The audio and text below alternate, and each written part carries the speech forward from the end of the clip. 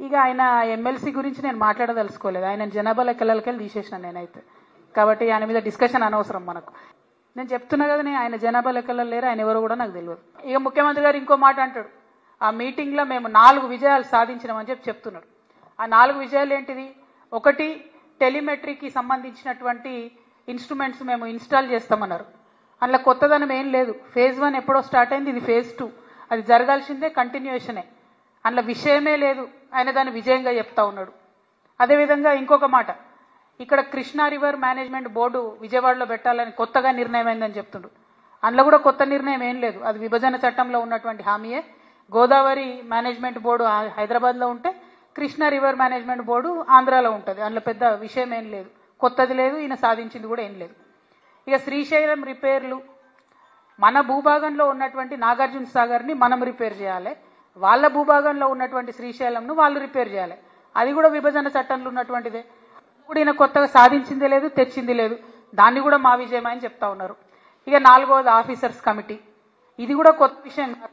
ఇదివరకు కూడా ఇదే నదుల అనుసంధానం విషయం జరిగినప్పుడు ఇప్పుడు కూడా ఆఫీసర్స్ కమిటీ వేసిరు, ఇప్పుడు కూడా ఆఫీసర్స్ కమిటీ వేసిరు. ఇప్పుడు ఆఫీసర్స్ కమిటీలో తెలంగాణ అంశాలన్నిటితో పాటు తెలంగాణకు తీవ్రంగా నష్టం చేసేటటువంటి బనకచెర్లను కూడా యాడ్ చేసిండ్రు. అది ఈయన అక్కడ దగ్గరుండి కూర్చొని చూసి సంతకం పెట్టి ఇక్కడికి వచ్చిండ్రు. అదొకటే కొత్తదనం, అదొకటే ఆయన సాధించుకొచ్చిన విజయం. తెలంగాణ ప్రజల హక్కులన్నింటినీ చంద్రబాబు నాయుడు గారి కాళ్ళ దగ్గర తాకట్టు పెట్టి రావడం తప్పితే ఈ మొత్తం అంశంలో రేవంత్ రెడ్డి గారు సాధించినటువంటి విజయం అనేదే లేదు. ఇవాళ నేను ఆంధ్ర ప్రాంత ప్రజలకు కూడా అప్పీల్ చేస్తా ఉన్నాను.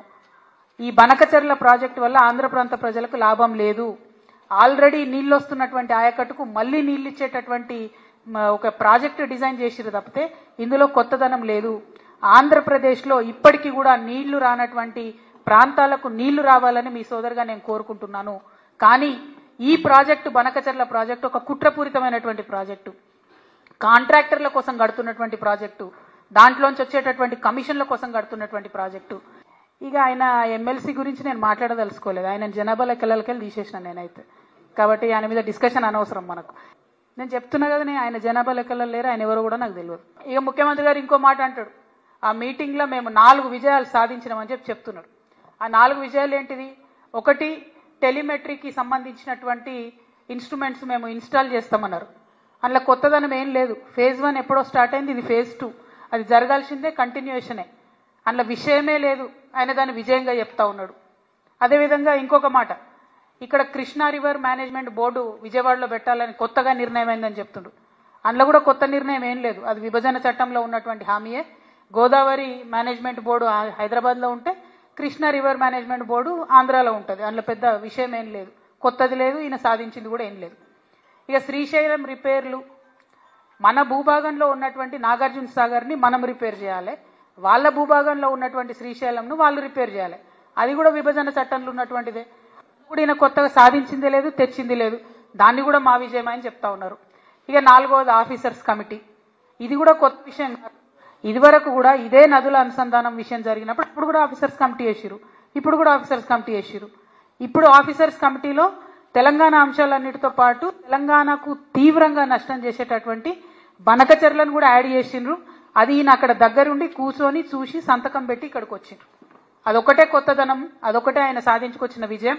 తెలంగాణ ప్రజల హక్కులన్నింటినీ చంద్రబాబు నాయుడు గారి కాళ్ళ దగ్గర తాకట్టు పెట్టి రావడం తప్పితే ఈ మొత్తం అంశంలో రేవంత్ రెడ్డి గారు సాధించినటువంటి విజయం అనేదే లేదు. ఇవాళ నేను ఆంధ్ర ప్రాంత ప్రజలకు కూడా అప్పీల్ చేస్తా ఉన్నాను. ఈ బనకచెర్ల ప్రాజెక్టు వల్ల ఆంధ్ర ప్రాంత ప్రజలకు లాభం లేదు. ఆల్రెడీ నీళ్ళు వస్తున్నటువంటి ఆయకట్టుకు మళ్లీ నీళ్ళు ఇచ్చేటటువంటి ఒక ప్రాజెక్టు డిజైన్ చేసిరు తప్పితే ఇందులో కొత్తదనం లేదు. ఆంధ్రప్రదేశ్లో ఇప్పటికీ కూడా నీళ్లు రానటువంటి ప్రాంతాలకు నీళ్లు రావాలని మీ సోదరుగా నేను కోరుకుంటున్నాను. కానీ ఈ ప్రాజెక్టు, బనకచెర్ల ప్రాజెక్టు ఒక కుట్రపూరితమైనటువంటి ప్రాజెక్టు, కాంట్రాక్టర్ల కోసం కడుతున్నటువంటి ప్రాజెక్టు, దాంట్లోంచి వచ్చేటటువంటి కమిషన్ల కోసం కడుతున్నటువంటి ప్రాజెక్టు.